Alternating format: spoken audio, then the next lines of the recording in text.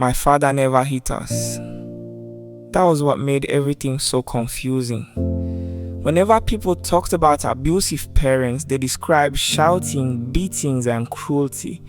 My father did none of those things. Yet every evening, the moment we heard his car pull into the driveway, the atmosphere inside our house changed. Conversations stopped. Televisions became quieter. Laughter disappeared. Even our movements became careful. As children, my brother and I developed a strange habit. We could tell what kind of mood Dad was in simply by the way he closed the front door. A gentle click meant the evening would probably be peaceful. A hard slam meant everyone should stay out of his way. My mother adjusted her entire behavior around him. She checked his face before speaking. She delayed difficult conversations. She learned how to predict his reactions before they happened. So did we. Dad considered himself a responsible man. He paid the bills. He worked long hours. He never drank. He never disappeared in his mind. That made him a good father.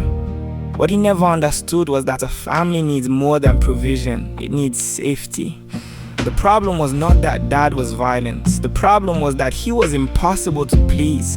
A misplaced shoe could trigger a lecture. A poor test score could ruin an entire weekend. And spilled drink became evidence of carelessness. Nothing felt small around him. Every mistake felt like a trial. As a result, we stopped sharing things. When I received good grades, I said little because I worried he would ask why they were not higher. When my brother wanted to discuss his dreams, he kept them to himself because Dad usually responded with criticism instead of encouragement. Slowly, our house became a place where people lived together but rarely relaxed. The turning point came when I was 17. I had been accepted into a university program I was proud of. My mother cried with happiness. My brother congratulated me. Dad looked at the acceptance letter for less than a minute. Then he asked why I had not applied for a more prestigious program. I remember standing there holding the letter while the excitement drained out of me. For the first time, I realized something painful. I was not afraid of failing. I was afraid of disappointing him. A few years later, both my brother and I moved out. Phone calls became shorter. Visits became less frequent. Dad complained that his children were distant. He blamed our busy schedules. He blamed modern life. He blamed everything except himself. Then one Christmas, something happened. My young nephew accidentally broke a glass while visiting. The room became silent. Everyone instinctively looked toward Dad. My nephew froze. The fear on that little boy's face was so familiar that it felt like looking into my own childhood. And suddenly Dad saw it too. For the first time, he noticed that an 8-year-old child was terrified of him. That moment changed him.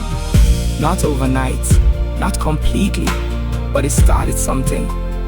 Months later, he invited my brother and me to dinner. Halfway through the meal, he said something I never expected to hear. I thought providing for my family was enough. The room became quiet. Then he added, "I didn't realize you were afraid of me." There were tears in his eyes. For a man who had spent his life appearing strong, that admission was harder than any apology. We talked for hours about childhood, about pressure, about fear, about all the things we had never said. The conversation did not erase the past. It did not magically heal every wound, but it opened the door. Today, my father is a different man. Older, softer, more patient. My children run toward him when he visits. Sometimes I watch them climb onto his lap and laugh freely. And every now and then, I catch him smiling quietly, as if he is grateful for a second chance. The truth is that most children do not need perfect parents. They need parents whose presence feels safe. Because a father can provide everything money can buy and still leave his children emotionally hungry. And sometimes, the strongest thing a parent can do is create a home where love is felt more often than fear.